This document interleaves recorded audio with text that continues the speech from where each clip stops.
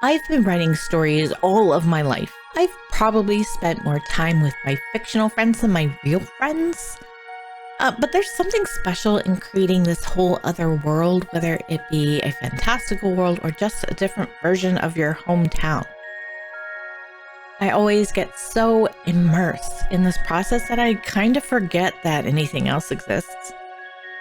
And since I'm deep into that brain rot zone right now, I thought, hey, let's talk about story and characters and all the fun things that come with writing on a new project.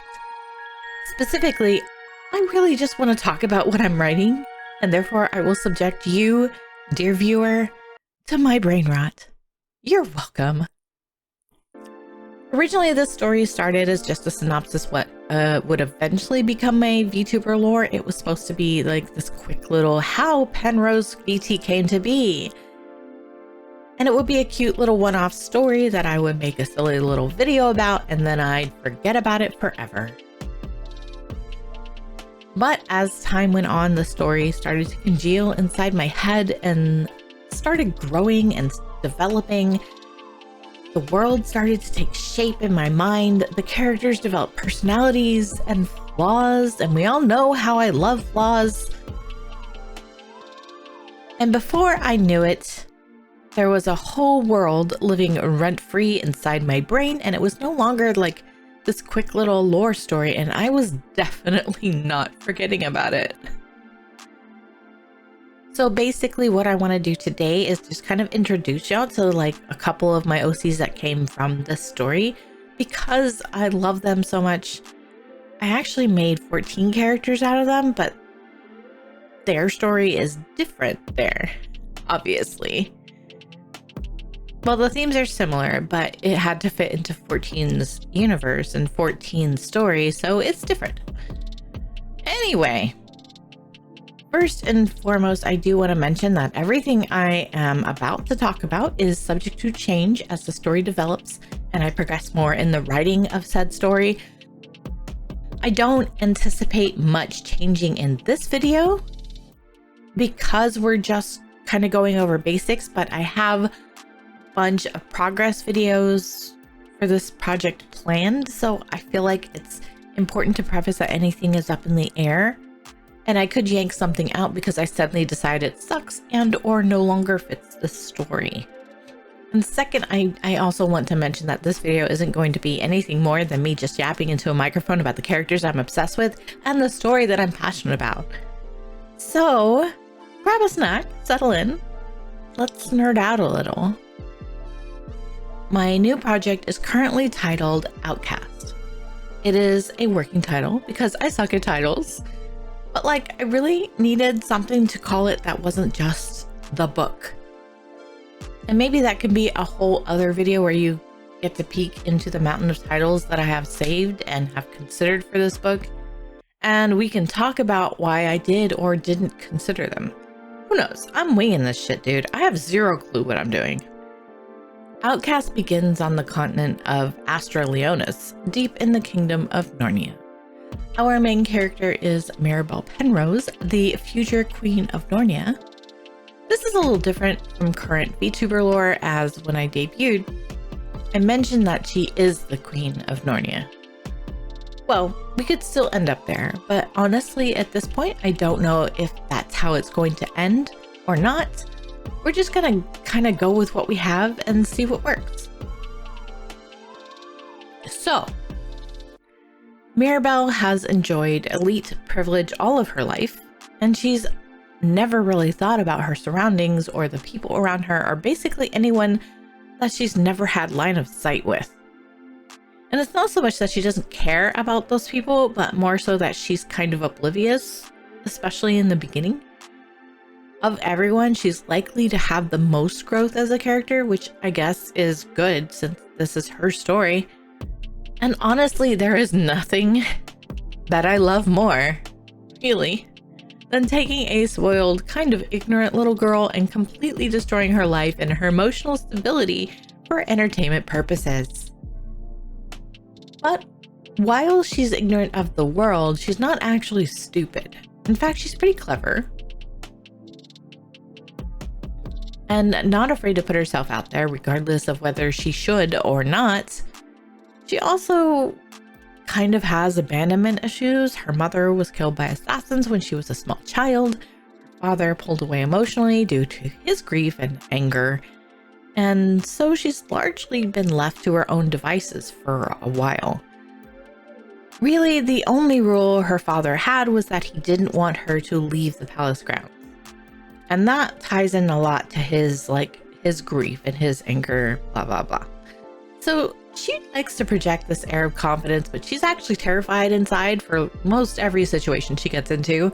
A lot of this is because she's never really left the palace grounds since childhood, so she has no idea how the world works or what kind of people are out there. But she never wants to admit that she doesn't know something. In her mind, that confidence is what makes her a good royal. And I'm toying with the idea that it's this confidence that she shows, which might actually end up being part of her emotional downfall. There's a lot up in the air about how I want to progress her character arc and, destroy her entire existence.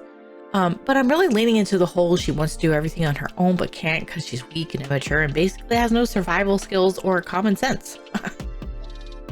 This is kind of where I needed to give her helpers to move her along on the right path, because I don't think that she can completely revamp her entire existence and emotionally mature on her own. At least not in the first part of the story. I'm pretty sure that if she walked around in the world on her own, she'd eventually just get killed. And then, story end. Therefore, enter Oliver, my delicious secret prince. After Oliver's own kingdom, Saldria, was actually conquered by Narnia, all of Oliver's friends and family, and pretty much anyone who didn't swear loyalty to Narnia, was summarily executed.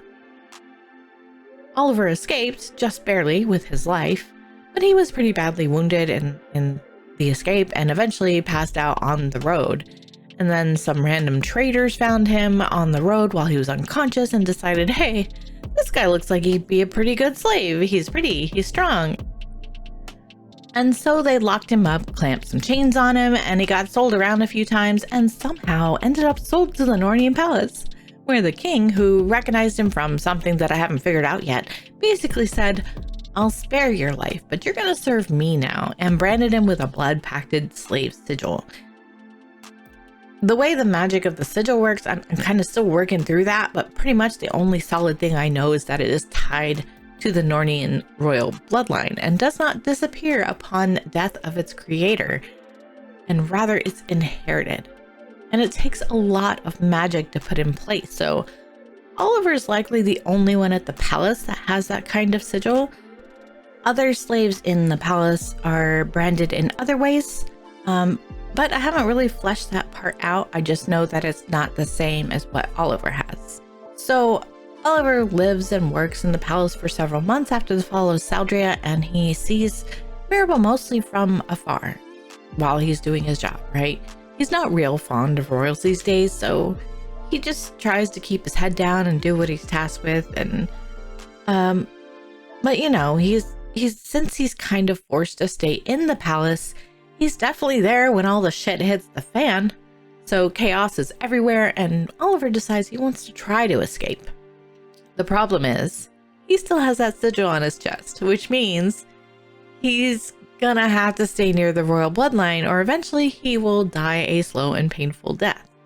He is aware of this, but like an idiot, he thinks he could probably find a way to break it before said impending slow and painful death happens. But on his way out, he runs into Mirabel.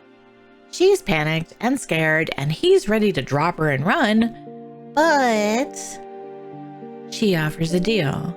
Save her from the palace coup happening around them, save her life, and she'll break the sigil and set him free. He can't help but see the opportunity there to regain his freedom, but he's not really above using someone to get what he wants either, and honestly, neither is she. It's a mutual understanding that they're using each other, and honestly, there is a small part of him that's like, if she happens to meet with a little accident later on after she's freedom, well, oopsies. Or so he thinks at the time, but honestly, I don't see Oliver able to callously murder anyone, especially someone at the time who can't even defend themselves. And of course, these two unlikely partners are going to meet some folks along the way. I'm not going to go too deep into how they meet these next two, but I will talk about them a little bit because they do have a connection to Oliver, and that makes them kind of important. And they show up fairly early in the story, so there's no real spoilers in introducing them. Also, I really just want to talk about them, okay? Shh. Now, would any party be complete without a secret assassin type? No. The answer is no. You always need a secret assassin spy. Enter Seraphina Grace, a petite elven woman who grew up in Saldria. I haven't worked out a lot of her backstory yet because while it will be important later, it's not urgent yet. There's going to be a lot of tragedy involved there, but eventually Fina becomes a spy for Saldria, reporting directly to Oliver and would make her base in Nornia. But as she begins her mission, which is as of yet not known to anyone, this is when Nornia attacks Saldria. Oliver orders her to stay in Nornia undercover instead of coming home to fight, and orders her to wait for more instructions.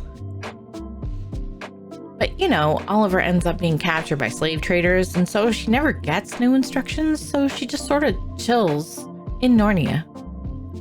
So when Oliver and Mirabelle show up on her doorstep several months later, after the war ends, after she's kind of given up on ever hearing from anybody ever again,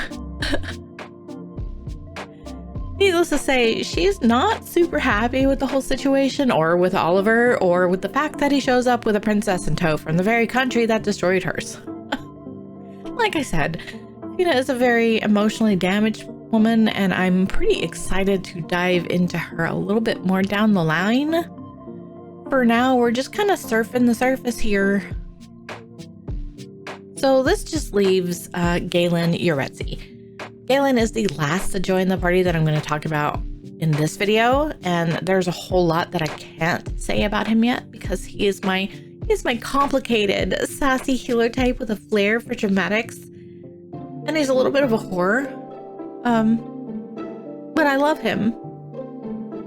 So he grew up with Oliver in the palace, but he's not really a noble or anything like that. He was found as a child, very young.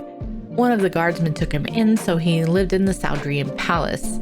And since his adopted father was a guardsman, Oliver and Galen trained together, so he's a pretty capable fighter.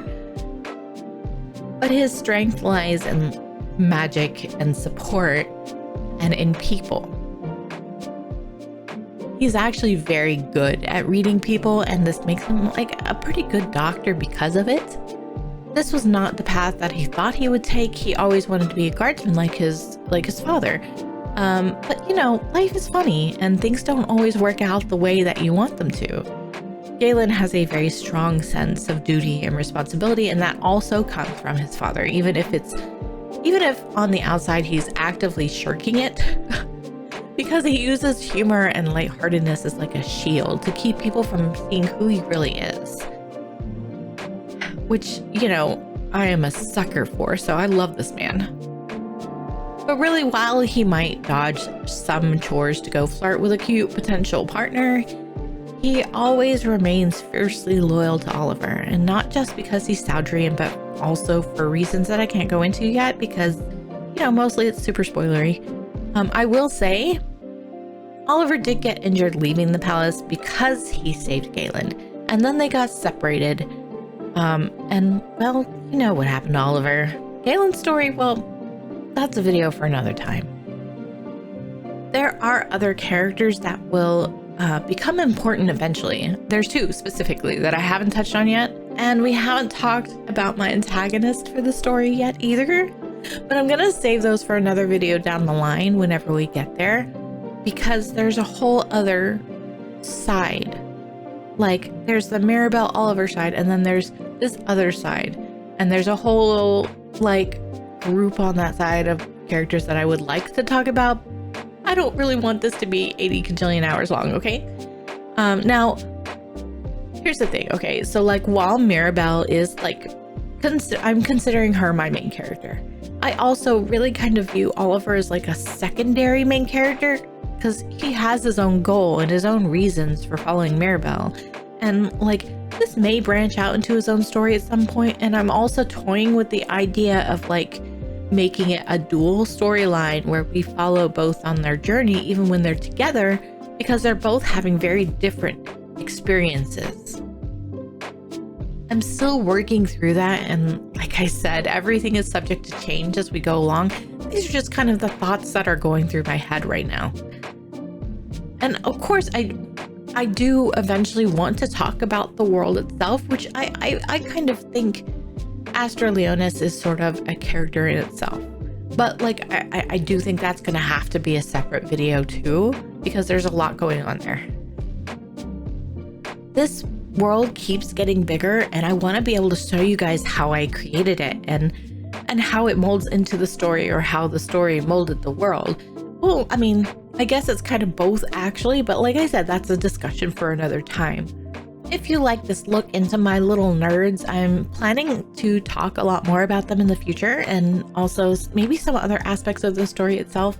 So please let me know if there's anything you're curious about when it comes to the story, and I will put those suggestions into the pipeline to talk about in the future. For now, thanks for watching and for consuming my brain rot with me. I'm really having so much fun making these videos, so you know, there's going to be a lot more coming, and so I will definitely see y'all in the next one.